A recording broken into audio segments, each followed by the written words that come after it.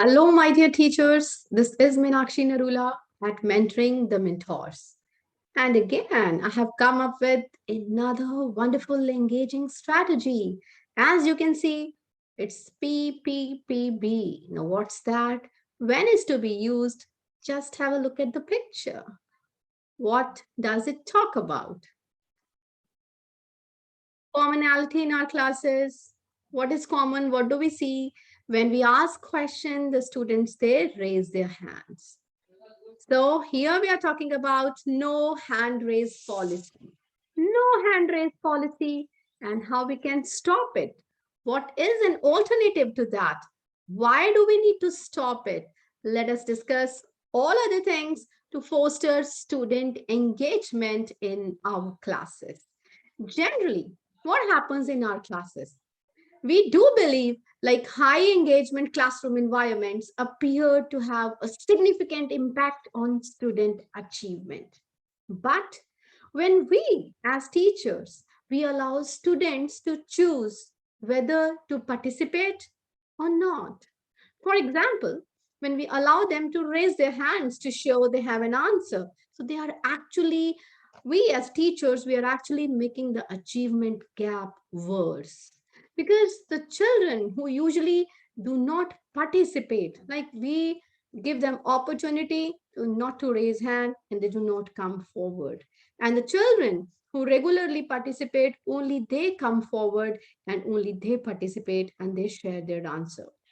So let us think about some of the strategies where we should say no hands up, no hands up except when they have to ask a question, right? So we need to just change this strategy with PPB, triple PB strategy, right? So what does it mean? Is posing the question and then pause for some time. That is wait time. In the upcoming strategy, we will be talking in detail about pause, that is the wait time. Why is it important, right? And the third is pounce, just pounce and then bounce, right? So we will be discussing in detail what does it mean, how does it work, right? First, as a teacher, we need to get all the learners thinking in our class, whether we are having 25 students or maybe 40 students in our class. We need to pose question to all the students, right? Then we need to pause for some time, give some wait time, 5 seconds, 10 seconds. That is very difficult for all of us, isn't it? We pose question and immediately we want students to raise the answer, and that is difficult for students as well because it is very difficult for them to hold the answer, as and when they know the answer, they know that, and they're curious to share and they quickly, yes ma'am, may I answer, me. So just to avoid this, let us start with no hand raise policy.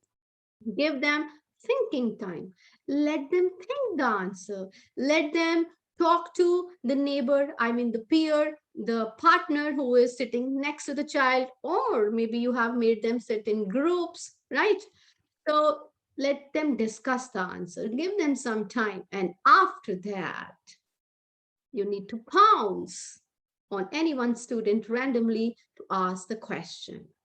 And when the child responds, post that, you may bounce the question back to some another child, whether the child agrees with the answer or disagrees, or maybe he is having some another alternative answer. So to make it better, let us have a look at, first of all, the usefulness, right? This strategy, it encourages teachers to take risks and tease out the learning in the class. We just tease out the learning in the class and we take risks too, isn't it? Because uh, it's not sure, like we are asking a question to a child and maybe he is not having an answer. So no worries. We can bounce the question to some another child, right? So it also is a useful focus for differentiation by wearing out questioning technique. right? We are wearing out different questioning techniques and allows for more open questions. We are saying no to closed questions, right? This strategy basically is used for open-ended questions that is required, that is need of the hour, right? So just have a look at this comic, right? Comic strip, pose, pause, pounce, and bounce, right? So this strategy here, what is happening? The teacher is asking, posing a question. Now, for that, teachers should be ready well in advance with the questions. Either you can make some list of questions, or what I do is I have certain kinds of questions ready on these popsicles, whether visible or not to you, like this. You can have some questions ready, and you will be able to pick and choose the questions from questions, right? You'll be able to ask any questions. And then you need to pause to give students enough thinking time, at least 10 seconds, as I discussed.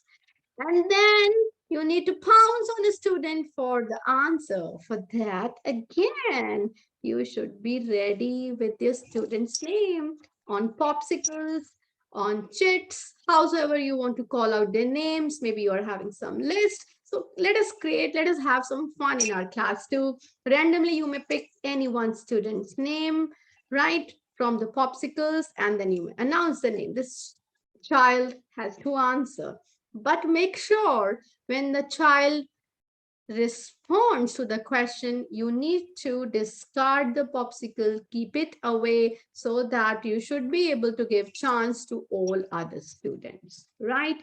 So when the child has answered after thinking, after discussion, right?